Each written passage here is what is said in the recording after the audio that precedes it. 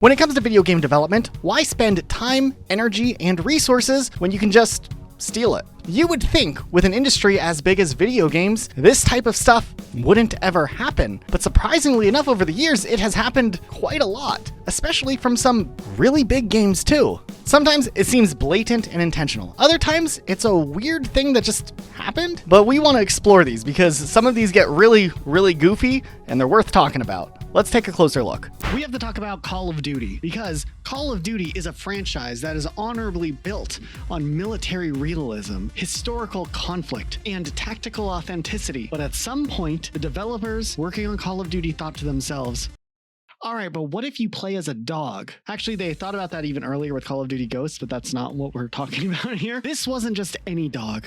It was a Samoyed, which means Call of Duty was wandering into a very specific corner of the internet, which they were trying to market to. And then after some backlash, they ended up having to sprint right out of it. They definitely were trying to appeal to the furry gamers out there by creating this skin for Call of Duty, Vanguard, and Warzone at the time. You know, Vanguard, the World War II shooter, is the one that gets the furry skin like that. That's insane. Yeah, actually, now that I think about it, remember how people were so mad when Battlefield 5 let you play as a woman because it wasn't historically accurate? Call of Duty was doing some weird stuff with their dog game too, you know what I mean? I mean, people were mad at it for other reasons, but... People were also mad at the furry stuff, I'm sure. Oh, I mean, I was. Now, we're talking specifically about this Call of Duty skin you're seeing on the screen right now. This was a white Samoyed dog character. He was wearing medical and tactical gear. He had a scarf, this like chest pack here, these utility pouches, and then it was rendered in Call of Duty's like art style that's supposed to be based in realism. But look at this. This wasn't just like a joke skin. This was serious. You had to spend real money on this. And Call of Duty skins aren't cheap. They're always way too overpriced. Yeah, I assume this was like $25 or something, right? Yeah, I assume so, yeah. I'm going to send you a picture of the skin real quick, Luke. I know everyone else got to see it on the screen, but actually maybe there's a full body one. Well, be careful looking up full body. I know, I'm like hesitantly trying to Google my way through this. You better turn on the safe search, dude. Now, this is where things get interesting because an artist who was a Call of Duty fan and player made a tweet claiming that Call of Duty straight up was stealing their art. Now, the artist's name is Salin5 on X or Twitter, and they go by Salin on ArtStation. And they made the claim that the Fluff Fury set, why did they name it that? Was stealing their concept art that they drew themselves. I'm going to show you the artist's drawing that they claim Call of Duty ripped off. Everybody take a look at this. It's pretty similar. They actually posted on their Twitter a direct comparison. And when you look at that, you're like, dang, that is pretty close. I mean, the scarf's the same. The little like thing on the back's the same. The tactical bag's the same. They got the elbow pads are the same. It's just interesting because it wasn't just like, hey, let's copy the homework a little bit. This was a lot more directly, like intentionally taken. I mean, it's the same breed of dog, the same medical motif, similar placement of the gear, similar pose and framing. I mean, this was like straight up a lot of gaming news outlets reported on it when this happened. And companies usually have like 3 different options that they seem to pursue. They either ignore these things, they deny them, or they lawyer up. So people were expecting the worst from Activision because it's Activision and look how they treat Call of Duty. What do you expect them to do? But Activision actually did something different here. They actually just straight up removed the skin. They pulled all of the promotional material and they issued a public apology stating that they had erred in their process and emphasizing respect for the creative community. So they just like pulled the plug on it as quickly as they could. Now, originally in the tweet, Sale Lin, the designer of the original art, did originally say that they were reaching out to Activision in hopes to have this resolved, maybe be compensated, but there never was any like official statement that I could find that the artist was compensated at all. I think Activision just pulled it before it went on sale. So it never did become a full-on like courtroom case or anything like that. But as I was digging into this rabbit hole, Call of Duty actually was accused of doing something similar a few years earlier, but this one is a lot muddier and a lot harder to understand. This is weird, but I almost feel like Call of Duty isn't in the wrong in the next one. I'm gonna let you guys figure this one out, but let me know what you guys are thinking. Luke, I don't think you've heard of this one, so I'm gonna let you be like in real time as we're talking about this one, figuring out where your opinion lies on it, okay? I'll be the judge. And the jury. Yes, and the executioner. And the prosecutor. Is that how it goes? Judge, jury, executor, and prosecutor. Yeah, in that order. Let's talk about Modern Warfare 2019, because there was another art-related problem back then, and this one didn't end with like a cosmetic just getting pulled off of the store quietly. This was actually connected directly to a regular operator that Call of Duty was using, not only in the game, but in a ton of their promotional material. Do you remember the character Mara in Modern Warfare 2019? I'm pretty sure you ran the skin. Yes, I do. Okay. She was featured all over the place, but what's interesting is she was portrayed by the real-life model and streamer Alex Zadra. So if you played Modern Warfare 2019 at launch, you probably have definitely seen this character. So fast forward a couple of years, and a writer and photographer named Clayton Hodgen filed a copyright infringement lawsuit against Activision Blizzard, Infinity Ward, and Major League Gaming, with his claim that Mara was unlawfully based on a character he created years earlier. This part is interesting because I do believe Call of Duty directly used his character as an inspiration basis for their Call of Duty character. I don't know the depths of like what inspiration, like what the limits of inspiration are when you're developing a video game, but I just want to point that out here. Now, Hodgen had created a character named Cade Janus, which was appearing in a short story movie thing called November Renaissance. And the character was used in a professionally staged photo shoot commissioned by Hodgen. And then this is where things get a little like awkward. The model that played Cade Janus was also Alex Zadra, the actress used for Mara. The lawsuit coming from Hodgen doesn't just say, hey, these characters look alike. Hodgen alleged that Activision hired the same model, used the same makeup artist, requested the same makeup and hair styling, and even used the same hair extensions from the original shoot, like for the style, I guess. And then he further alleged that photos from his Cade Janus shoot were printed, displayed internally, and used as visual reference materials when developing Mara. In other words, this wasn't just like a coincidence thing. He was saying it was a direct reference use. Activision made a response, actually straight up denying these allegations. Their position was straightforward. They said that they legally license Alex Zadra's likeness. They also claimed that hiring the same model does not transfer to ownership of a character, and that general appearance, clothing, and makeup are not automatically protected in the realm of copyright. So they're pretty much just saying like, hey, we hired a model and we like looked through other modeling jobs that she did as a basis for what we wanted to do. That doesn't mean we stole a character. Activision was like doubling down here. There was no like apology. They didn't like remove anything. Mara stayed in the game. They continued to use marketing materials with this character, and Activision decided they were going to fight any claims and not fold on this one. This is where things got really hard to follow in the story, because after the story broke, there's been like nothing like widely discussed or talked about or any court ruling stating that Activision lost, but there was also no public settlement or announcement. So I don't know. The story just kind of faded away out of the public eye.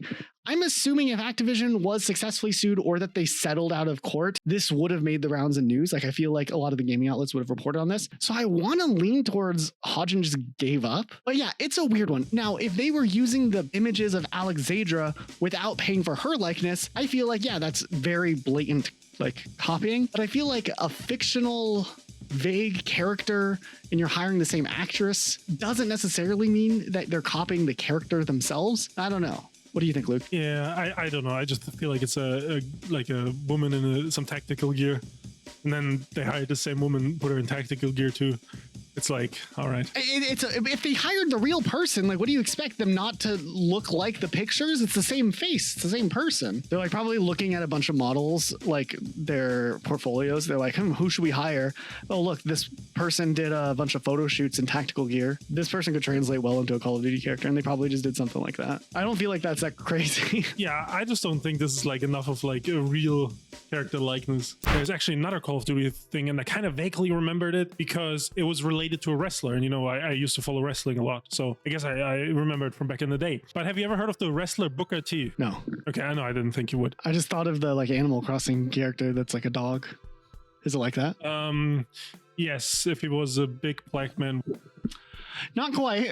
Put them side by side. We'll let the audience decide because we're definitely thinking of different things. Anyways, during his wrestling tenure, he had like this character he played, like I think it was the 80s, and it was like G.I. Bro, like a parody of G.I. Joe. And then at some point, he launched a comic book series called G.I. Bro. One of the comics had like a special issue cover commissioned by an artist, and it looked like this, right? So then Call of Duty Black Ops 4 comes around, and they release some promotional artwork. This picture of the operator or character Prophet, who also was in Black Ops 3, right? So this is a Black Ops 3 character being promoted for Black Ops 4 because he reappears in Black Ops 4. Booker T files a lawsuit against Activision claiming that they ripped off his likeness from the comic book cover. This lawsuit went ahead. Activision argued back that he did not present sufficient evidence, obviously, and he does not own the idea of an angry man with a scowling look. So 2019, the lawsuit was filed. It took 2 years for the courts to decide, and Booker T lost the lawsuit and Activision won. He appealed the lawsuit or the outcome, and I guess that's still going on, or I couldn't really find what's going on. You know, he lost. You know, I mean, this one is like, it's just like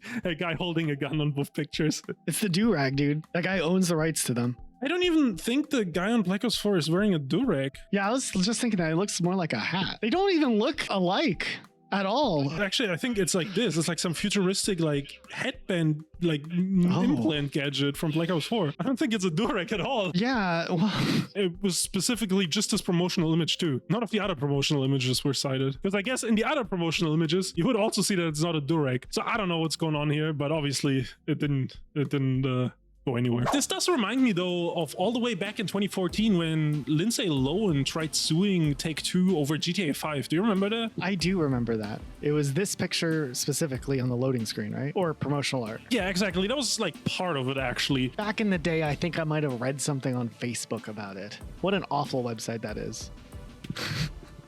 But I don't know how accurate it was. Here it is. It even made it to Facebook, dude. Basically, GTA 5 had a character called Lacey Jonas, and that character was like a parody of like a dumb celebrity. Just like pretty basic stuff, to be honest. Like, you know, just like if you had to like make up like a Hollywood celebrity, like a rich girl, it would just be that character, right? And somehow Lindsay Lohan like thought, this is me? And then went ahead and sued over it in New York. And she argued that the character was a reference to her and they had a similar voice, style, backstory. And she also claimed that that promotional artwork, you know, the bikini girl was her, and it was just really like a woman in a bikini throwing up a peace sign. But I mean, there's this picture of Lindsay Lohan in a different colored bikini where she's also throwing up a peace sign. But I don't think there's anything you can really claim ownership over. Like you're just in a bikini throwing up a peace sign. I don't know. I could do it. You know what I mean? In a bikini? I mean, I'm just saying theoretically. Subscribe to our Patreon, guys. No promises. Yeah, Rockstar basically just fired back saying like, yeah, this is just a generic parody of like a celebrity archetype found in Hollywood, and the photo was made after a model that they had hired. It was already a pretty stupid lawsuit, and it was dismissed in 2016 since GTA 5 is a work of fiction and satire. Lindsay Lohan tried to appeal this, and in 2018, the highest court in New York upheld the dismissal, and they said that basically this character is just a cultural comment, and that's kind of it. Now, I do want to talk about another game, though, that straight up just got removed from Steam. And that was basically because another game studio looked at the game and was like, hey, this game literally is just built on our code. Do you remember the game Myth of Empires? I don't think so, no. Okay, so it was like a large-scale survival sandbox game that was developed by a studio called Angela Game. It was a Chinese studio. This launched into early access on Steam in November of 2021, and early on it had some strong player counts, and it seemed like the community was maybe growing. The game was a little similar to other survival games out there, but in December of 2021, just weeks after its launch, the game was suddenly removed from Steam. Nobody saw it coming. The player base was like, what happened? There was no big explanation from Valve. It was just gone, which meant that there was something serious going on behind the scenes. So shortly after the game's removal, it became public that Studio Wildcard, the developers of Ark Survival Evolved, alongside their publisher Snail Games, accused Myth of Empires of stealing source code from Ark. There was an allegation that there was just direct code theft going on here. So there was actually legal proceedings that happened after the game's removal. Studio Wildcard claimed that they found hundreds of identical class names, function names and variable names that appear both in Ark and Myth of Empires. They also alleged that at least one developer involved with Myth of Empires previously did have access to Ark's source code, and these similarities would go on to be far more than just a coincidence. Studio Wildcard then proceeded to file a DMCA takedown notice with Valve, and under US law, Valve was in a position where they had to remove the content temporarily, or essentially like risk legal liability themselves. Valve's pretty good though at taking down copyright infringing games, so especially when there is like a court proceeding, they'll wait to see how the legal part resolves and then make a decision if the game gets reinstated later on. After this all happened, Myth of Empires actually kind of fired back. Angela Games, the developer of Myth of Empires, denied the allegations, claiming that the game was developed independently, that similarities were either coincidental or exaggerated, and that the DMCA takedown was improper. So they were like, yo, they just like, you know, they're cheesing the system to get us off of the market because we're doing good with our game. From there was just silence, and once again, the worst part of these stories when there's these big legal proceedings is when information doesn't get posted online and you just have to kind of figure out and pick up the pieces to guess and assume what happened afterwards. But with the game not being around for a long time, it was likely that there was some ongoing legal back and forth. But then randomly in 2024, the game just showed up on Steam again. Valve had let them come back on Steam, and Valve relisted the game ahead of a new launch window that the game had, and Valve of course didn't explain why the game was randomly back. So we're kind of just left to assume what ended up happening. The fact that the game was relisted onto Steam after a claim from another pretty big studio and publisher means that Valve had some sort of reason to believe that the DMCA was no longer legally binding to keep the game offline, likely because some sort of resolution was made. My assumption is that maybe the legal proceedings ended up fizzling out beyond just the cease and desist DMCA takedown, and then the developers ended up reworking their game's code, removing all of the infringing materials. Then when they presented that to Valve, Valve let them back in, and nothing went on further from there. But that's just my assumption. I don't actually know what ended up happening, but there must have been enough there for a DMCA claim to go out and for Valve to side with the DMCA and be like, yeah, we're taking this game off. But then something had to change afterwards, right? This next one, it's as blatant as you can be. But the crazy thing is, they got away with it for almost a decade. Pocket Monster Remake was a nearly one-to-one pirated version of Pokemon that released in China around 2015. It just straight up ripped assets directly from official Pokemon games. There was copyrighted characters like Ash Ketchum, Pikachu, that professor that's named after a tree, and other designs that had no modification. But like technically Ash Ketchum like isn't from the games. I mean, later he'd show up in the games, but he's kind of an original character to the show. Did I say games? I thought copyrighted characters on top of everything, whatever. They just straight up ripped like the art and everything. Like, do you think this looks anything like Pokemon? Wait, this kind of looks like there was a little bit of effort put into it, but yeah, I mean, it's Pokemon. Yes, and they did put a little bit of effort into it. You know why? Because there was reports that they made around $42 million per year from this. And the way they did it is they had straight up microtransactions and loot boxes in the game. Like, how were they around long enough to make that much money? I'm not sure. I guess they were in China, so I guess somehow they got away with it. And for years this game was available, and I mean it went on without really any repercussions. But in 2021, the Pokemon Company filed a lawsuit in China seeking damages of at least $72 million and a shutdown of the game. And it took a couple of years for there to be a ruling, I guess, and for them to figure out all the details. But in September 2024, the Shenzhen Intermediate People's Court ruled in favor of the Pokemon Company. They declared that the game just straight up infringed Pokemon's copyrights and violated the law. And the developers were ordered to pay $15 million. They did go through appeals, and eventually, like, that was over. And earlier this year, the final settlement was announced. The developers admitted guilt and had to issue a public apology. They agreed to pay substantial damages. We don't know the exact amount, but probably something close to the 15 million that the court ordered. And the game was permanently shut down and removed from all app stores. So it took 10 years for this blatant ripoff to be removed. And that is just insane with how blatant it is. I don't even know what to take away from this. What was their public apology? Like, what was the approach that they used there? Were they like, oh, we didn't realize we were stealing Pokemon when we made this Pokemon game? Honestly, the whole statement is just a retelling of what happened. They launched the game, they got sued, there was the court decision, then they had this like final agreement, and then the last line is, This apology statement is hereby issued. I guess that is the apology. So there was no apology in the apology? I mean, just that sentence. No, I guess it was just like them admitting fault. But the Pokemon Company posted it on their website and everything. Like, They put it on their website? yeah, it's on the Pokemon Company's website. They're like, they're aura farming a little bit. You know, it is kind of crazy because like there's so many other games just like this. Like up now, you can like find one on the Play Store, like, you know, easily. Also, I'm looking at this image that you sent me where it's like the common and advanced stuff, right? In the advanced tab, what is the beak? Like it's just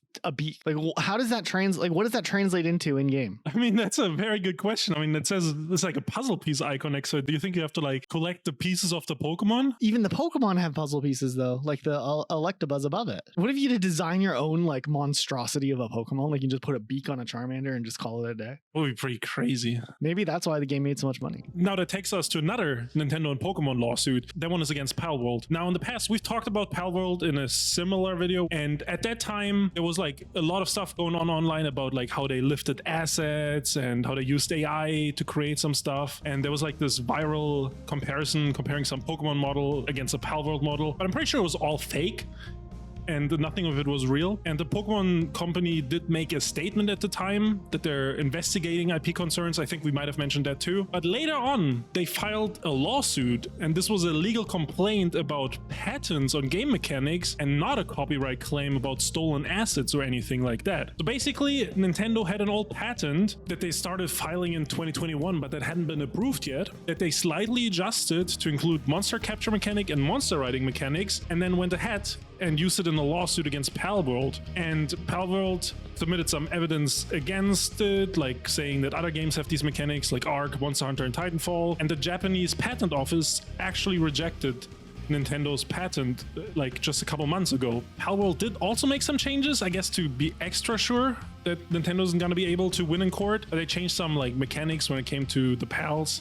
Like the way you summon a pal is not by throwing the sphere or the ball anymore. They just like spawn next to you. And they announced that the game is gonna be leaving early access and the 1.0 launch is gonna be in 2026. So they are pretty confident that they're not gonna like be shut down by a lawsuit or anything like that. Also, they continue to release the game on other platforms, like the PlayStation 5 version came out and it even released in Japan. So I don't think Nintendo's gonna be able to stop them. We definitely have to talk about Capcom in this video because they had a really weird instance that happened a couple of years ago that I don't think would have happened if that giant hack that happened in 2020 never ended up happening. You see, back in 2020, Capcom suffered a major ransomware attack. There were internal documents leaked, development folders, asset files, all of it. It leaked online, which obviously is bad. Like any big company doesn't want that stuff out there. But what Capcom didn't expect was that this leak would then have bigger repercussions that turned into something even worse for them. This is where our protagonist of the story enters, a photographer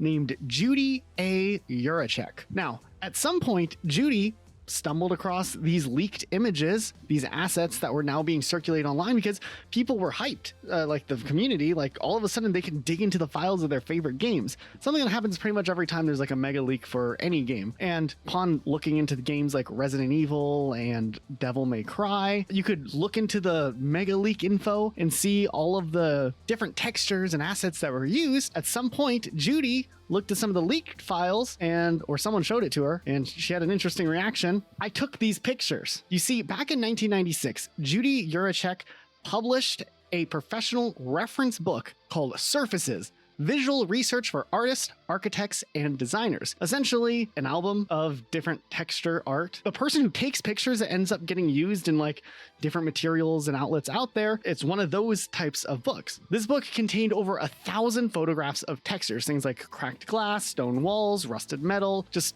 weird surface designs and damage or whatever. And when the Capcom leak happened, some of these files that surfaced were raw or near raw texture assets. They weren't screenshots, they weren't gameplay footage, they were the actual files of the textures, just straight up in their purest form in the game files that normally wouldn't be publicly accessible. Now here's where things go from kind of like an awkward instance to maybe something a little more lawsuit worthy. According to the reports online, it seemed like some of the leaked files still had the file names from Juracek's original CD-ROM that she also sold alongside her published book. So texture artists could purchase her CD and utilize them as reference points or license them out specifically, but then also those spread online or artists take them with them. Doesn't necessarily mean that they can just be freely used by any artist working for any company for any publication. They didn't even change the texture file names. There were one-to-one matchups. From there, Juracek consulted with a legal team. They had like a forensic expert, I'm sure, like look into the different types of files. In the allegations, allegedly, Capcom used at least 80 of her photos reused across different games like Resident Evil 4,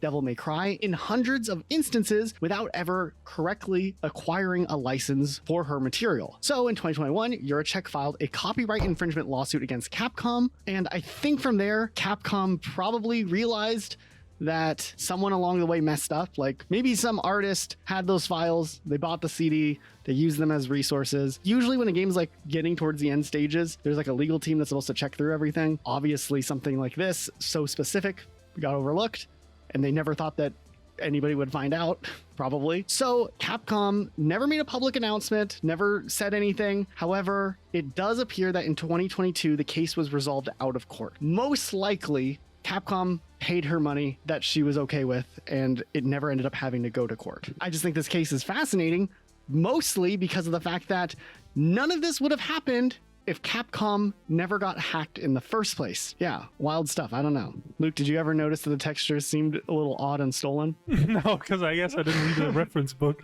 I don't know if anybody would have noticed if this hadn't specifically happened. But yeah, no, I think it's an interesting situation, I guess. I mean, she was probably one of the only people they could have recognized that it's her stuff. I mean, besides the person that obviously stole them at Capcom, but... I was trying to look into the story a little closer, though, to see if there was any, like, detail as to how she discovered it.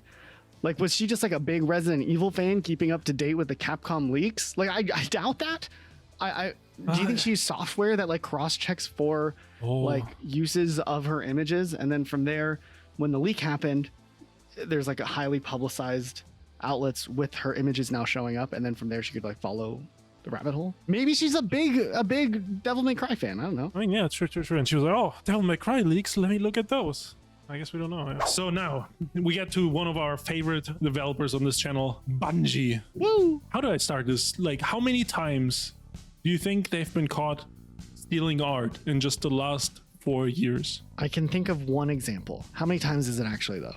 4. 4 in 4 years? 4 in 4 years. They're 4 for 4, basically. Okay, so let's go through them. In 2021, they posted a trailer to promote the upcoming DLC Witch Queen, which you remember we played that For Destiny 2? Yeah, for Destiny 2. This trailer showed like a bunch of pictures of characters together on like an investigation board. It's like connected like with like red lines, you know, like that meme from Always Sunny in Philadelphia. And one of the images that was in the background turned out to be fan art by artist Relay314 that they posted the year prior. And it was pretty clear that it was that image in the trailer, and Bungie basically immediately apologized and said it was a mistake. And they reached out and got permission from the guy after the fact, and the guy didn't seem that upset about it. So, you know, they got away with this one pretty easily. Then, like in 2023, it happened again. And when they posted the Destiny 2 Season of the Deep cutscene that featured this scene, there was like a black and white version of Julian Fayola's art that he had done the year prior. He called this out on Twitter, and actually nothing happened. Like, Bungie just ignored him. And then the next year, they did it again. But this one, they didn't ignore it. Maybe because it was tied to a partnership. Destiny got a Nerf gun collab that featured a Nerf-looking Ace of Spades exotic gun that got released. And artist Tofu Bunny figured out that whoever made the Nerf gun design had directly lifted the design and small details from a commission done all the way back in 2015. Like, down to the smallest details. Like, you could see the brush strokes on the Nerf gun and the scratches that were put on, like, the Nerf gun, and you could line it up with the original commission. Bungie responded to this very quickly and said they're investigating it with Nerf, and after just a few hours, they came out publicly and said that they reached out to Tofu and that they're gonna make sure that there's compensation and credit given for this. And it seems like the situation was resolved well at that point. And actually, during that time, the guy from 2023, Julian Ilona, replied to the Bungie statements about the Nerf gun situation, and this time a community manager said they're gonna reach out to him, but I couldn't find what happened after that. He like didn't tweet about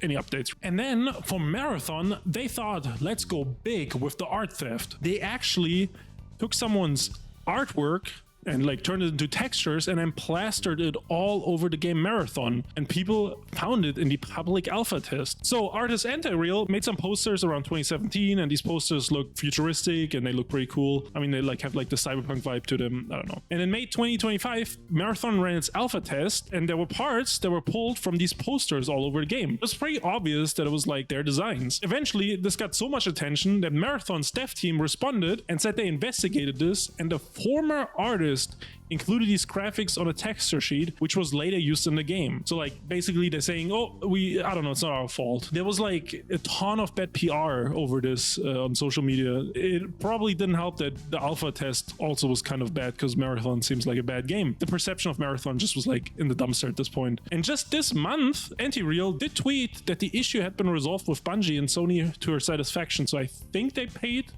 her somehow. So at least that's good. And at this point, though, it happened so many times with Bungie, like they gotta be liable or something for not like having the checks in place. I don't know. But I do think Bungie as a studio is falling apart. And my prediction is soon they will be renamed to Sony Seattle, right? So Bungie will stop existing. And while I'm on it, I might as well also predict that Marathon is gonna get canceled. No, they would never. I don't know. Put it out there, dude. Clip it. If it happens, someone post it somewhere.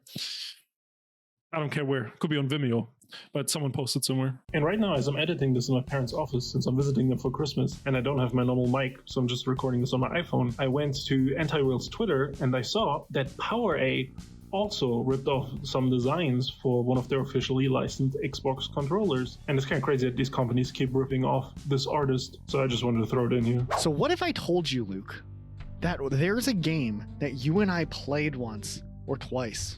I think we actually might have even played it 3 times, and it made it into this video. Oh, dude, what is it? One of our like treasured gaming experience was caught stealing? Yeah.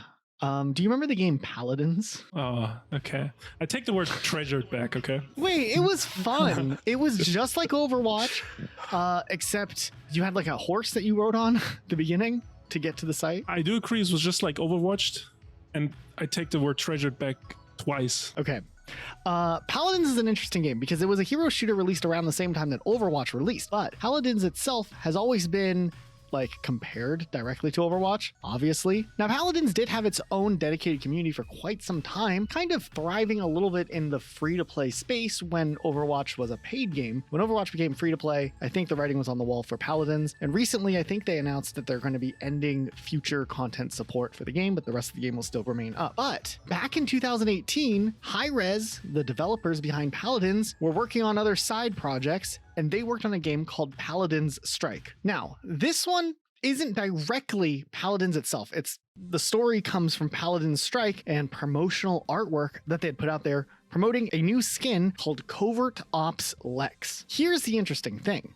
In general, people always compared Paladins to Overwatch, but they didn't expect Paladins to maybe directly use something from Overwatch, which it looks like they may have. So look closely at this artwork. This was the artwork used to promote the new Lex skin. And some people who are paying close attention were like, that background looks very, very familiar. That doesn't just look like a background in Overwatch, but it looks specifically like Lijiang Tower from the map in Overwatch. Oh yeah, definitely. I instantly see it. It's like the tower with the little blue at the top. So a little yikes moment. Like, I'm just saying, whoever managed to get this slipped through, wow. But from the like leadership who probably had no idea of this specific instance happening, it's got to be so frustrating that they're going to get caught using art of any game to accidentally take art from. Why did it have to be Overwatch? Like the game that they're compared to more than anything else. Like if they would have taken art from, I don't know, Call of Duty, Halo, Pokemon, it wouldn't have been as embarrassing, but definitely taking from Overwatch is just like oh, man. It'd be like if Overwatch now posted some art and there was like a Marvel Rivals map in the background. Like you'd be like, come on, of all of the things to take from, not the direct competitor. So this one, it's maybe not as juicy as of a story. So what turned out happening was I don't think it was actually anyone's fault at Hi-Rez directly, but I mean, they should have paid closer attention to what was going on. There was controversy talked about on Reddit specifically. It was being talked about on Twitter too. The studio's art director actually joined in on the Reddit thread and straight up just addressed the situation right there and explained what happened. And they said, this art was created by an overseas partner studio for Paladins Strike and had not much in the way of oversight in its content creation by anyone internally at Hi-Rise. We'll be looking into this immediately. Then the Paladins brand manager reached out to Kotaku and made a statement saying that we are very disappointed that a contractor for our mobile hero shooter Paladin Strike made use of artwork from another game in the splash art for our Covert Ops Lex skin. As this piece came from what was previously a trusted outsourcer, it did not go through a full internal review cycle at Hi-Rise and made it to the public. They then went on to say that they plan on handling more of the art internally because they want to have better control over the art. And according to this article from Kotaku, the contractor that did this was in fact fired. Though the article doesn't talk about any specifics of that. It just says that they were fired.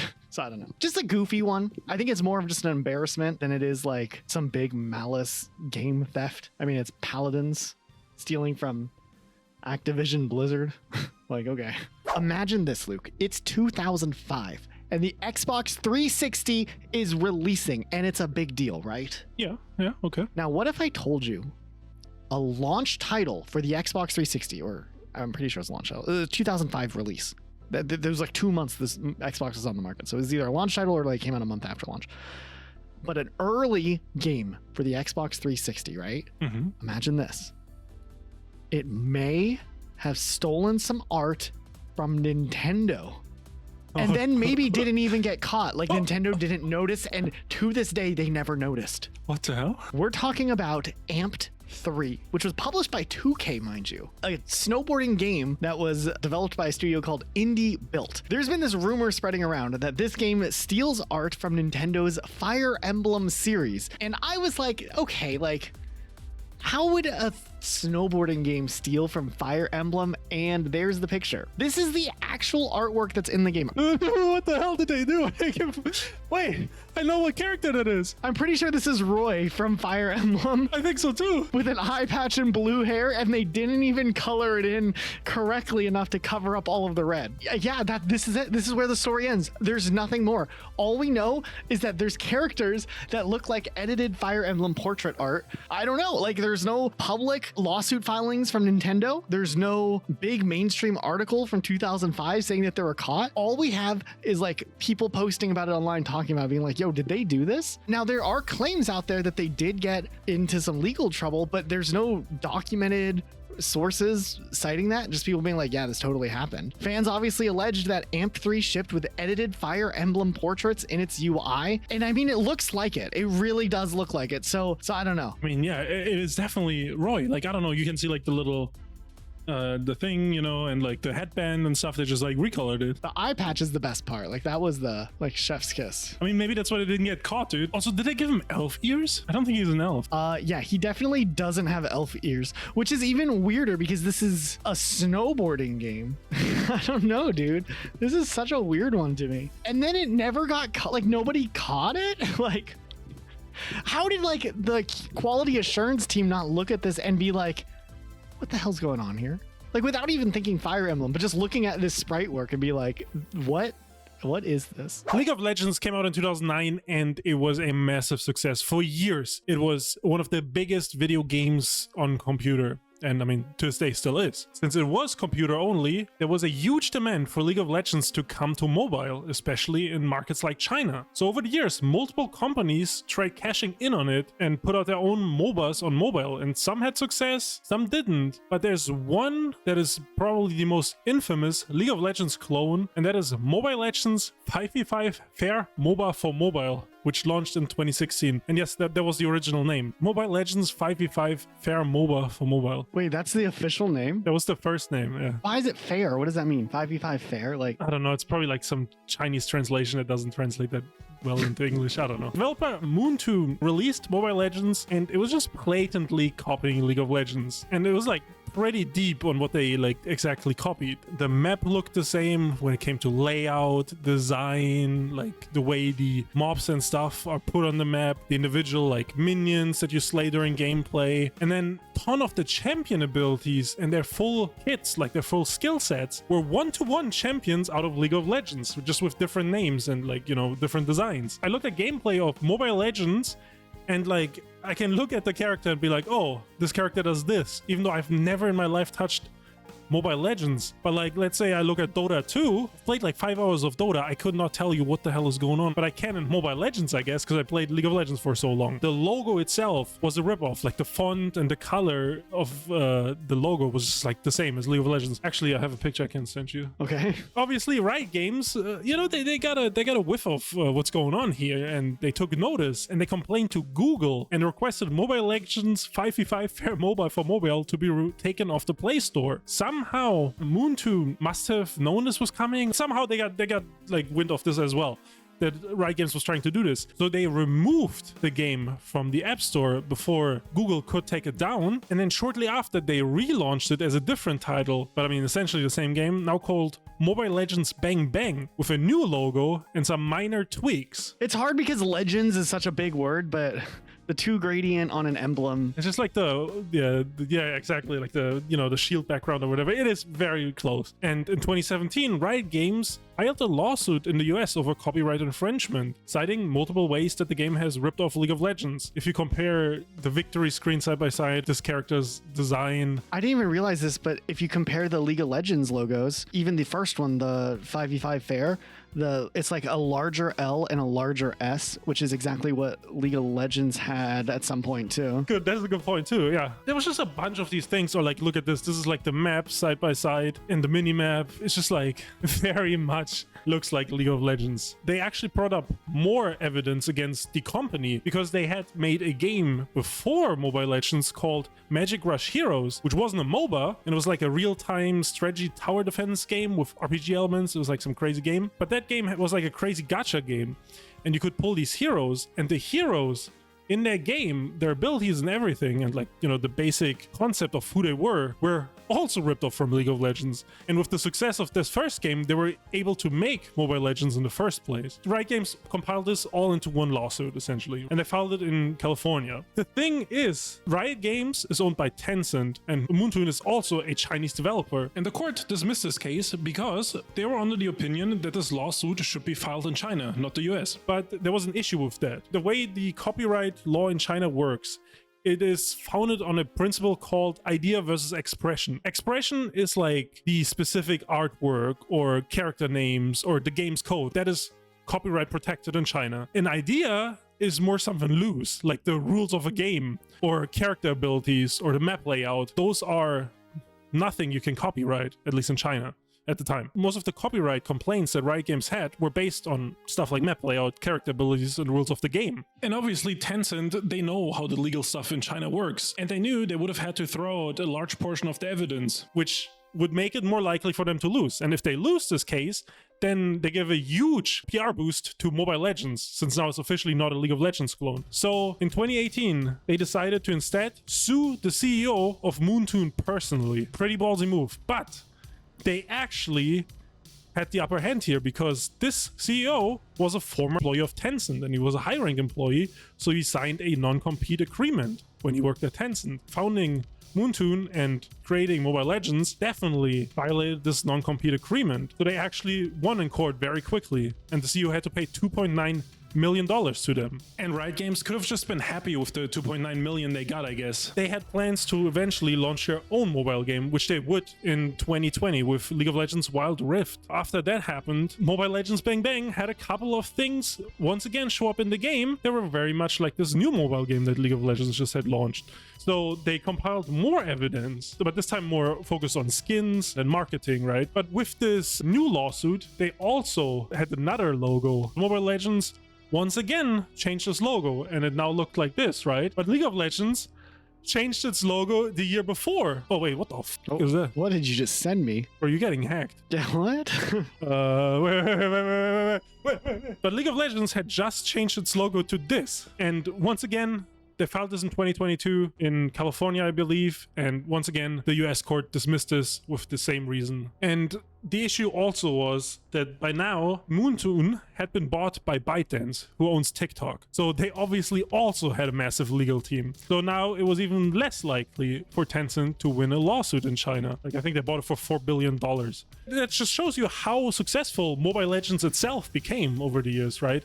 Like, the company got acquired for $4 billion, which is massive. Riot Games, I don't know, they couldn't file another lawsuit in the US, obviously would have gotten thrown out again. Behind the scenes, I guess they started talking to Moontoon or ByteDance, and they kind of like figured out a settlement. And by 2024, they published a joint statement that Riot Games is going to end attempts of legally prosecuting Mobile Legends and Moontoon, and that they're going to just like coexist, I guess. And, that's kind of the end of it randomly after, this had been going on for like 8 years at that point. Even though the online consent for years and years was that Mobile Legends was just a League of Legends ripoff. Like, legally, they never lost in court besides the CEO, but that was like technically not related to Mobile Legends. Like, not the copyrighted content, but yeah. Five Nights at Freddy's Help Wanted was a VR spin-off that got announced in 2019, shortly before it was supposed to release just a couple months later. And up until this point, the main FNAF games were solely developed by Scott Cawthon. But for this one, he approached a small studio, Steel Wool Studios, in 2018, since he liked their work. Now, after they announced the game, they started putting out teasers and promotional artwork and stuff like that. And one of these teasers was posted alongside these images, and this image was part of these teaser images. This image included a character model that was a fan-made model, and people on Reddit started calling this out. Then like Scott Cawthon noticed and realized, oh, this is not my model, because up until this point he had created all the models, right? Because he was the guy who made all the FNAF games.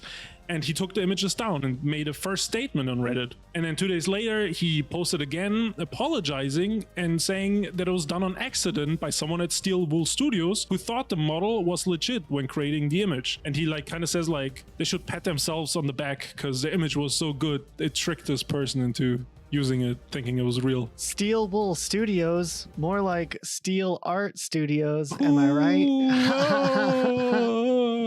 Sorry for interrupting you. You can continue. Nothing ever happened from this, and they actually continued to make future FNAF games. So maybe this was an actual accident and just a slip up. I thought you were going to say that they continued to steal art. I was like, bro, what is the story? Okay, I'm relieved. I'm relieved that it was just they kept making games. Limbo of the Lost is a weird game. We talked about it a little more in depth in our games that took the longest to come out or something video. But let's look over this one because the stealing of art is so goofy in this one that we have to at least look at it one more time. Limbo of the Lost was originally a point-and-click adventure game that had been in development for over a decade. This wasn't just like a little indie project. This was like a long-term investment, passion project that fans had been waiting for since the late 90s. And then finally in 2007, the expectations for this game were not low, at least. The game finally came out, and when people got to play it, for the first 5 minutes or so, everything looked fine. And then players started noticing that some parts of the game looked really familiar. Why does this cave look, I don't know, like Diablo 2? Why does this part look like Unreal Tournament? Or this thing, I'm pretty sure I've seen in Oblivion before. So then people started doing side-by-side comparisons. And it wasn't just that the artwork looked similar. It wasn't like it was just inspired by or some sort of inspiration thing. It was the same exact art, pixel for pixel. There were entire backgrounds that were lifted straight from Oblivion, Diablo 2, Painkiller, Unreal Tournament, Thief Deadly Shadows, Sea Dogs, and a lot of others. And a lot of these assets weren't edited. There weren't any recolors, filters, or anything to try to cover up the usage of it. It wasn't even anything where people had to do data mining or look into the game files deeply. It was just that straightforward. I believe there were even rooms and bookshelves and stuff like that other types of assets that were just straight up taken from other games. Very quickly, the studio started to collapse under itself, Majestic Studios, because refunds were being requested. The game was getting a really bad reputation. Somehow this game just stole a bunch of art from half of the video game industry and just hoped that nobody would notice or thought nobody would notice, which is somewhat impressive because I think absolutely everyone noticed. Essentially, they were trying to speedrun getting a lawsuit, I think, but I don't know if that actually ended up happening. Like, I think even if they didn't have any stolen assets, people would have like done this game. Exactly. And I do remember a lot of the leaders who were like the highest up who founded the project then all started pointing fingers at each other as like whose fault it was. It was a hot mess. And I think this game notoriously will go down as being like one of the like biggest examples of just like blatant art theft without a care in the world. Maybe almost as blatant as like the Pokemon one, but I think that one's almost like so blatant it's comedic. And then they made a ton of money. So I don't know. I don't think Majestic Studios made a lot of money. So what did you guys think of this video? If you enjoyed this video, check out the video that YouTube's recommending to you right now, because I think you might like it. We've covered a lot of games like this. You could watch our Dead Live service games or other types of videos, because you just get more of this and it's wacky. Thank you to our patrons and YouTube members for making these videos possible. If you're new, could you do that or don't? Subscription goes a long way, especially if you're watching on TV. I know it takes like 2 extra steps. Subscribe or comment other games you want us to talk about in the future. Maybe we didn't think about them, but we need to talk about them in some way or another. And comment engagement helps this video reach more people. So win-win. All right, that's it for today. We'll see you guys next time with a new video. Bye.